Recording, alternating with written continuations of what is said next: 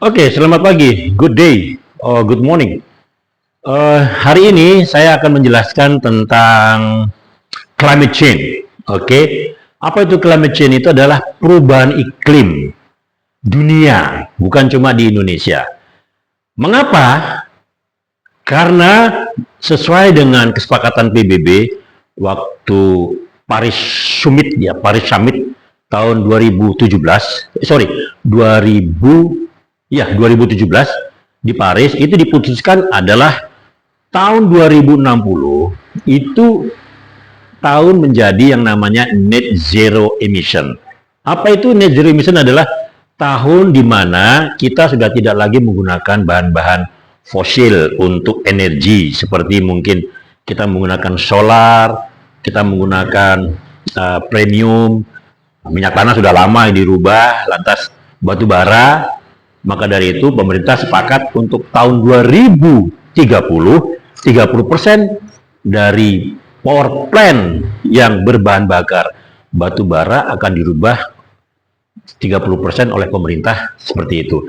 Sehingga nanti lambat laun atau gradual sampai dengan tahun 2060 itu net zero emission. Apa bisa? I don't think so. Mengapa? Karena tradisi kita untuk hidup ramah lingkungan itu di Indonesia belum. Contohnya saja Jabodetabek. Ya, itu kita bicara hulu ya. Kita bicara hulu.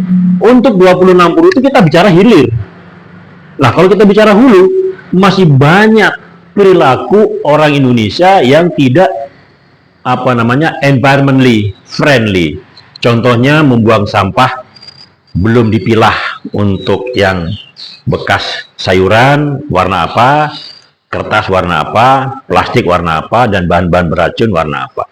Sebagaimana kita lihat di pabrik-pabrik itu, pabrik atau khususnya untuk perminyakan atau oil and gas, mereka sudah tertib taat yang namanya K3 ya. Kebersihan, keamanan, dan kebersihan lingkungan hidup atau HSSE, Health, Safety, Security, and Environment. Sehingga kita bicara yang namanya HSE itu tidak seperti kewajiban. Bahkan meeting project itu 30% yang dibahas HSE. Nah, untuk hulu, apa yang kita persiapkan? Ya, paling tidak adalah kita menjaga lingkungan agar jangan menebang pohon seenaknya. Ya, contohnya seperti di Indonesia ini. Nah, di Indonesia ini mayoritas daerahnya itu adalah rawan bencana tinggi, merah ini ya. Ini peta rawan bencana Indonesia Ring of Fire yang dibuat dari BNPB, Badan Nasional Penanggulangan Bencana. Nah, merah itu tandanya tinggi, kuning sedang, hijau rendah. Di Sumatera yang kuning sedikit, yang hijau bahkan nyaris tidak ada. Di Kalimantan kuningnya lumayan, hijaunya sedikit, merahnya banyak. Di Jawa yang kita tinggali sekarang semuanya merah. Apa enggak ngeri ya, termasuk Madura. Lantas untuk Bali, Nusa Tenggara Barat, dan Nusa Tenggara Timur sama, merah semua. Hanya yang ada sedikit lumayan adalah di Papua. Papua ini ada yang kuning, ada yang hijau, merahnya sedikit. Dan lantas, apa saja yang kita berperilaku untuk mencegah lingkungan ini rusak? Sehendaknya pemerintah itu harus mewajibkan semua perusahaan harus bersertifikat ISO. Jika tidak, yang rendah-rendah, yang kecil-kecil itu mereka dianjurkan supaya merger dengan perusahaan-perusahaan yang menengah. Sehingga perusahaan perekonomian kita itu meningkatnya ada nilai tambah, ada value. Sehingga produk yang dikeluarkan itu adalah sempurna. Contoh ya, di negara tetangga kita, saya tidak mau sebut negaranya, itu kaki lima tidak boleh sembarangan berjualan. Kecuali kaki lima itu yang dijual adalah benar-benar produk branded product. Branded product saya juga tidak mau sebut namanya, seperti es krim yang sudah branded, untuk kentang goreng dan ayam juga sudah branded, sehingga apa-apa yang dijual masyarakat itu mengkonsumsi dengan aman karena mereka menjual itu sudah dengan standarisasi yang tinggi baik kesehatan maupun kebersihannya. Nah, sehingga apa-apa yang kita konsumsi itu nanti benar-benar berkualitas. Makanya kan ada politisi yang mengkritik perekonomian Indonesia ini katanya bertumbuh sekian persen, ya, namun tidak menyentuh mutu, kualitas. Ya, kita contoh saja lagi Jabodetabek, yang namanya kabel itu bergelantungan, ya, yang mana nanti di IKN itu didesain kabel semuanya bawah tanah, sehingga pemerintah seperti lempar batu sembunyi tangan. Jabodetabek ruwet, dia lari ke Kalimantan hutan untuk dibuat IKN, ya, sehingga nih kadang-kadang lucu, bukan kita perbaiki dari hulunya itu secara perlahan, ya. Contoh dulu ya, kita dulu naik kendaraan motor tidak menggunakan helm. Nah, sekarang kan masyarakat sudah tertib menggunakan helm. Demikian juga kereta api. Dulu masyarakat senang bergelantungan untuk KRL Jabodetabek, sekarang sudah tertib. Bahkan sampai ke Jawa pun, dari Jakarta ke Jawa itu walaupun ekonomi sudah nyaman, cuma jarak tempuhnya saja yang lama, ya, rata-rata 12 jam. Tidak apa-apa, karena cukup murah, signifikan, aman, ya, dibanding kita menggunakan kendaraan sendiri, naik jalan tol, di samping mahal, keamanan juga apabila kita mengantuk itu bahaya. Nah, untuk lingkungan hidup kita bicara di Indonesia, beberapa bulan yang lalu, sekitar 2 bulan yang lalu, di Jawa Tengah kan ada bencana besar tuh, di Kudus sama di Semarang tidak ada henti-hentinya yang namanya banjir. Demikian juga Jakarta dan Surabaya. Lantas di sini yang namanya di Sumatera Barat itu ada Gunung Merapi, kemarin juga meletus. Juga di Kalimantan Timur juga sekarang banjir di Penajam, ya. Nah, mengapa di pulau-pulau gini? Karena kan digali untuk tambang batu bara maupun bahan tambang. Kebanyakan di Kalimantan tambang batu bara, emasnya sedikit.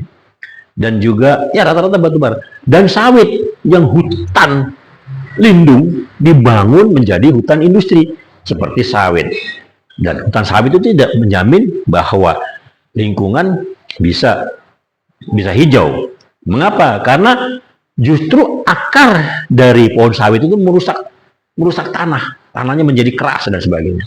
Nah, ini adalah tugas pemerintah, bagaimana habitual atau kebiasaan rakyat itu dirubah gaya hidupnya, bukan hanya semata-mata kita mengejar di hilirnya untuk industri, misalnya seperti kita kejar smelter masalah nikel di Sulawesi. Di Sulawesi pun sekarang sudah rawan banjir, rawan bencana. Nah, mestinya di samping itu yang kita kejar, di hulunya juga kita perbaiki.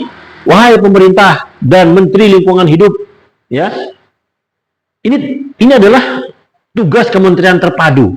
Mohon tugas Anda ini kan kurang berapa tahun ini? Kalau Oktober sekarang kurang 4 bulanan lah, ya. Oktober kan nanti Oktober itu sudah dimisioner, tidak ada lagi keputusan yang penting. Nah, presiden mestinya dari sekarang harus membuat perpu bagaimana caranya supaya masyarakat itu sadar K3, kesehatan, keamanan, dan kebersihan lingkungan hidup. Ya, contohnya saja di sekitar Jabodetabek saja, ada sampah itu yang dia angkut dari rumah-rumah, diangkut katanya ke tempat penampungan itu sekitar 3 minggu kadang-kadang. Sebulan cuma 2 kali. Ini bagaimana kalau pemerintah itu mau mengatur masalah lingkungan hidup? Contoh lagi adalah yang terburuk, masih banyaknya budaya generasi-generasi itu yang merokok, ya, yang merokok. Jadi apa perbandingannya antara merokok dengan lingkungan hidup? Batu bara yang menggunakan yang digunakan untuk power plant, ya, untuk PLN. Hampir sama, justru malah merokok ini yang paling bahaya. Ya, karena merokok itu di samping merusak dirinya sendiri, ya, lantas kesehatannya sendiri. Nah, setelah itu kan akan berdampak terhadap kinerjanya, kinerja bekerja, sehingga terlalu ketergantungan. Katakanlah mereka mampu untuk membeli rokok, tapi kan ketergantungan ini tidak baik dan mengganggu kesehatan. Sehingga pemerintah harus dari hulunya itu mengatur itu. Bagaimana membuat aturan K3, dibuat perpu, undang-undangnya sudah ada, dibuat perpunya supaya nanti terimplementasi dari daerah tingkat 1 ke tingkat kabupaten kota. Lantas selanjutnya lagi adalah mengenai drainase network. Apa itu? Di Jakarta saja yang namanya drainase itu tidak lancar.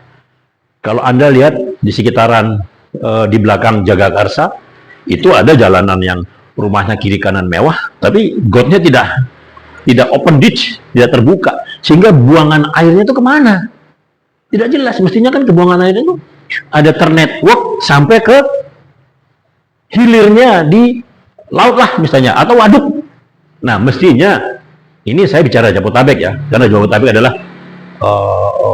lambang daripada Indonesia. Nah, seyogyanya Jakarta itu dibuat sebanyak mungkin waduk. Ya, kalau sekitar sekarang masih puluhan, mestinya seratusan dibuat waduk. Di mana? Daerah-daerah yang landai seperti daerah Kampung Melayu banjir, Kalibata banjir, terus di daerah Kemang bawah itu banjir, itu langsung ditenggelamkan. Seperti apa yang dilakukan oleh Cina.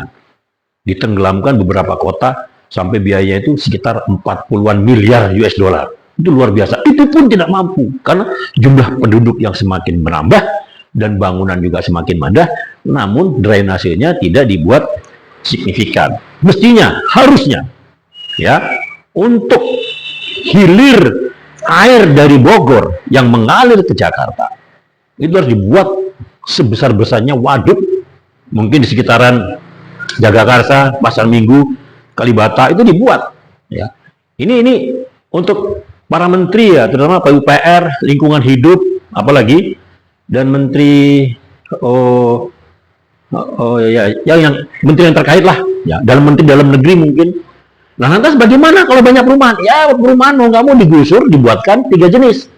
Kalau untuk rakyat biasa dibuatkan flat, yang menengah dibuatkan apartemen, yang super mewah dibuatkanlah kondominium. Seperti itulah. Harus ada klasternya. Jangan hanya klaster yang bersifat mencegah banjir, mencegah lingkungan hidup supaya bisa lestari. Saya rasa begini saja. Nanti untuk selanjutnya saya akan menampilkan video saya yang lebih lanjut, sehingga paling tidak nanti teman-teman semuanya Gen Z bisa mengerti bagaimana caranya untuk mengejar kita net zero emission itu tahun 2060. Sekian, terima kasih, bye-bye.